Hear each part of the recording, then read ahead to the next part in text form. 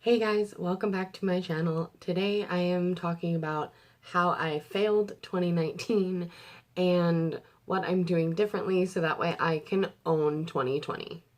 Hopefully you'll find something helpful about either the reasons I did not succeed in my goals in 2019 or the ways in which I'm going to change my plans for 2020.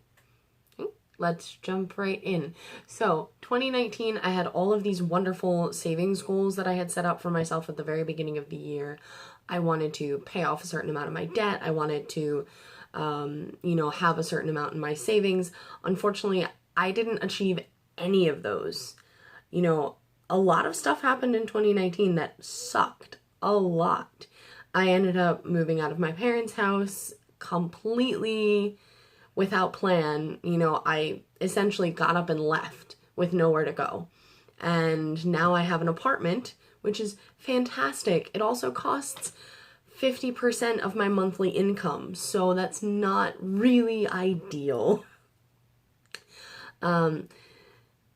It meant that I couldn't achieve a lot of what I wanted to achieve because all the savings that I had made went towards my security deposit for my apartment. Great, I have a place to live, but really set me back on my goals. So right now in savings, I have about half of what I wanted to have by the end of 2019. So, okay, I managed to recoup some things. Gonna do better. I have a automatic transfer scheduled in my accounts, so that way I don't even see money anymore. It just automatically, without even thinking, I send money from my checking to my savings. So that way, even if I'm not consciously thinking about saving, I still have just a little bit going away every month, so that way I make sure it's going there. So I did not save what I wanted to. I also didn't pay the amount that I wanted to. Again, same sort of difference. Now I'm paying 50% of my income towards rent. I can't afford to make the same sort of aggressive payments I was making on my student loans.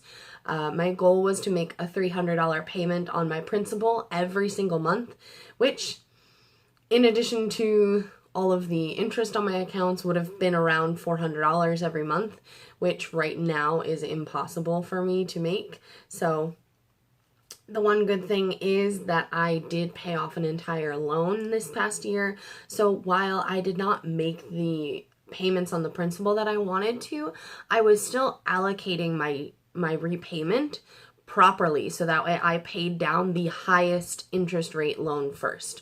I had 4 loans, and one of them was 6.8%, meaning that it was the highest percentage rate. It cost me the most money over time to pay back. So I paid off that first. And last year, around September, I actually managed to pay that loan off completely. So now going into 2020, I only have 3 loans to contend with, along with my car loan, which is the next highest in interest. So in 2020, I will be focusing all my efforts on paying off my car loan. That is one good thing that I did very right. I always focused my intention on whichever had the highest interest rate. So that way, over time, I'm going to end up spending less money on these things that I had to ask others for money for. That's what a loan is. You're asking the bank for money, and they're going to charge you for that money in the form of interest. So in 2020, I will be paying off my car loan the most aggressively, so that way I pay less in interest on that. Next up from finances, I believe my next goal was fitness. Clearly, you guys, I did not get my crud together on that one. One of my goals in 2019 were to run a 5K, go to the gym more, and stop eating fast food. I did not give myself a plan for any of those. I had no plan for how I was just going to run a 5K. I did not, look at my schedule and figure out when can I make my designated gym time, because my work schedule is all over the place, and there are some weeks where I'm working at 9 a.m. and that's not normal. And that just throws everything off for me. I like schedules. I like things to just be at the same time. Because it means I can be more productive, and it means that I just I run on autopilot instead of having to find the motivation. It's like, no, this is just part of my routine. I don't have a routine right now, and that's partially because of my jobs, and that's partially just because of me. I have not set myself up to have a routine. So I wanted to run a 5K, stop eating fast food, and go to the gym more. I definitely stopped eating fast food to an extent. I'm a lot more mindful now. There were two things that happened towards the end of this year that I'm really happy with. I have maintained within a 3-4 pound window my weight for the past 2 months, and I'm really happy with that. I've been really conscious of what I am consuming. I have been a lot more mindful with my eating, and I'm trying to eat more intentionally and listen to my body more and just stop eating when I'm full. You know, that's kind of what it's there to say, is that no, we're good. We don't need to eat more. So in 2020, instead of running a 5K and going to the gym more, my goal is just simply to continue on the same trajectory. I want to listen to my body and do things as I feel ready to do them. I feel like I've dieted before. You guys have seen me at 180 pounds, and that's fantastic. But it obviously does not last. Like, I could go and do keto again, and I could lose 20-30 pounds in like 5 months, which would be great. but I feel like I'm finally on the place, like in the mindset where I'm not trying to diet. I'm just trying to, be aware of everything that I'm putting in my body, which is a lot more sustainable thought. So 2020, really, I'd like to lose 20-30 pounds next year. But if I just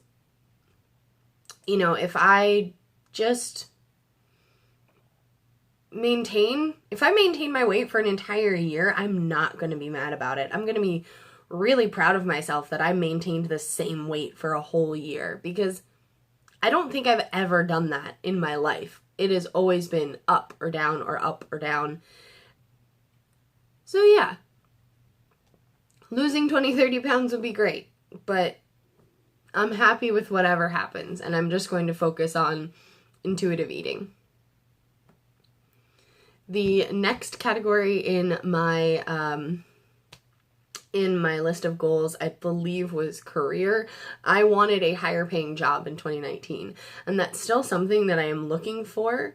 My ultimate goal in life is to be my own boss. I want to be in charge of everything myself, because I don't like listening to other people. That's been my MO my entire life.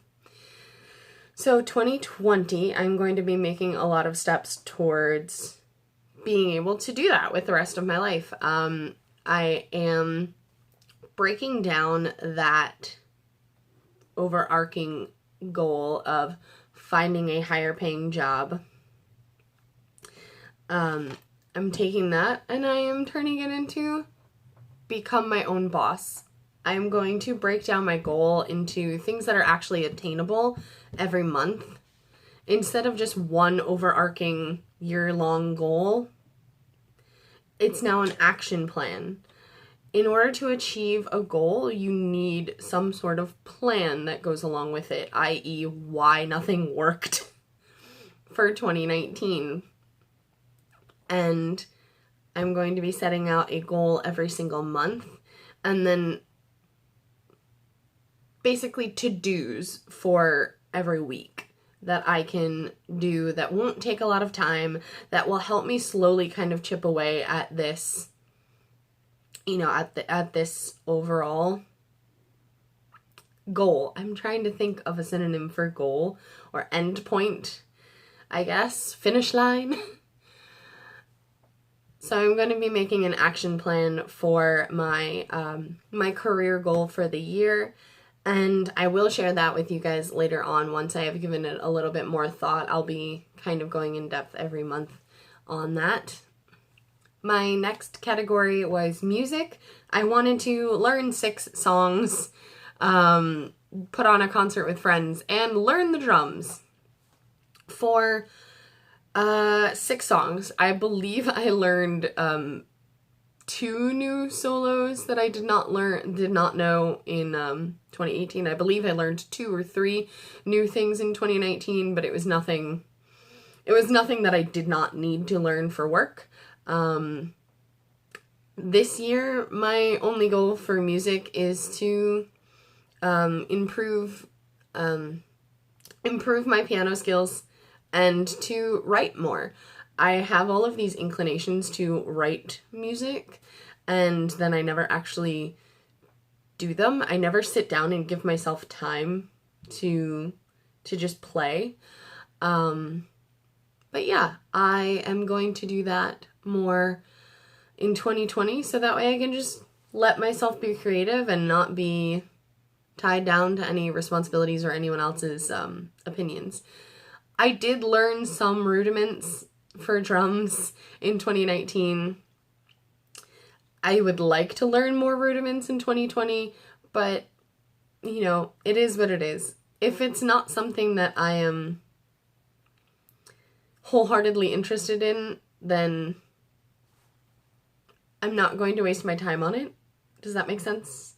I guess I'm saying that since I didn't make more time for it in 2019, I'm not sure if I really care enough to make time for it in 2020. We will see. I will keep you updated on drums. And I believe my final category was just miscellaneous, and it was to stretch every day, simplify my life, and read every day. I definitely have not been reading every day. That's something that, again, I would like to do. I think that it's a lot easier when I have things to read. So I did do a lot of reading in 2019 compared to 2018, but I just ran out of books to read, and I don't have, just because of where I live, I don't have access to a library on a regular basis, so I have not been taking out any books to read because I don't want to pay for books through Google. But I am going to try and read more again in 2020. Oh my goodness, it's a new decade. Yeah, I'm going to try and read more in 2020. So I think that goal is staying there. We're going to try and do that again. I have been stretching every day because it's just necessary for me at this point. My body tells me to stretch every day, which is probably not a good thing. Just means that I'm in a lot of pain. My third goal of simplifying my life, I have definitely begun. I have automatic scheduled payments to my savings account. I have automatic scheduled payments to my stock portfolio.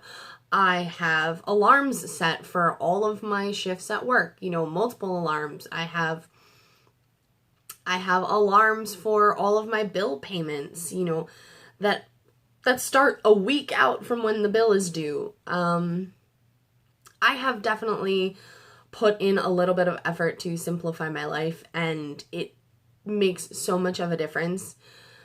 And if you are a person who cannot keep things straight and can't remember stuff and is always, missing, events with friends, or, showing up late to something, or, God forbid, missing a credit card payment and then getting charged like as much as your account is worth in a late fee. Happened to me all the time 3 years ago.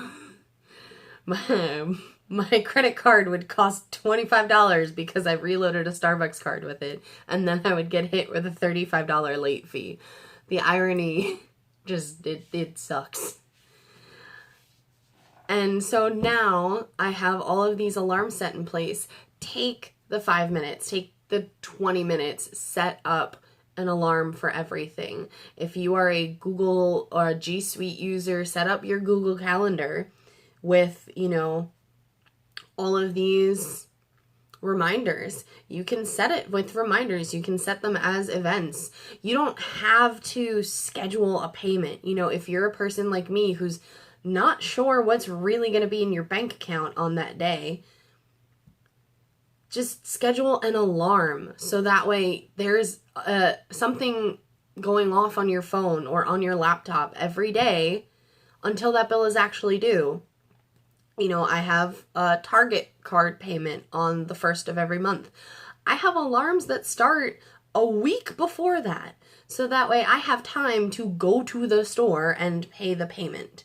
Not that I have to, I can do it online, but I have alarms set for 7 days, 5 days, 2 days, 1 day, and the day of. It's insane. It's a lot. But if you need that, then you need that. No one's going to judge you for setting yourself up for success. And that's something that, we were set up for success when we were in school, if we were lucky. Now we're adults and we need to set ourselves up for success. And if that means setting 17 reminder alarms on your phone, go for it. If that means you're not going to pay $35 in a late fee, if that means you're going to show up to work on time every day, whatever that means for you, that's fantastic. You are helping yourself. And unfortunately, it's what we gotta do now. I don't like being an adult, but gotta make it work. And if you need any amount of help, get it. There's so many people who can help you set that up. You can do it yourself. Yeah. I don't know what else to say. I just feel really excited about the idea of what I do for my life, helping anyone else. I really want people to achieve their goals because I just want people to feel good and feel like they've accomplished something, because it's one of the best feelings in the world when you accomplish something. So yeah. Thanks for listening to my rambling, guys. I know everything that I've been doing has been a ramble. It's just, I don't have a lot of time to edit anything, and I don't have Wi-Fi. I still haven't gotten Wi-Fi in my apartment. That's one lovely way that I'm saving money. I don't have Wi-Fi, which means that I just sit down in front of my phone, I hit the record button, and it goes straight up to YouTube. So anything stupid I say stays right in the middle of the video. It's lovely. But thank you guys so much for watching. I really hope that you guys have a fantastic end to your 2019. If you are going out for New Year's, please be careful, be safe, don't drive. Uber's going to be expensive. Make your friends get in on an Uber with you. Really designated safe, not a sober driver, and make sure that you're okay. Nobody should get hurt right going into the new decade. That sucks. Don't start off 2020 with debt from a car accident. That's not good. But yeah, thank you guys so much for watching. I wish you all the best on your 2020 goals. Please let me know your goals down in the comments below. We can talk about them and have a lot of fun picking holes in all of my advice. Thank you guys again, and I will see you in 2020. Bye!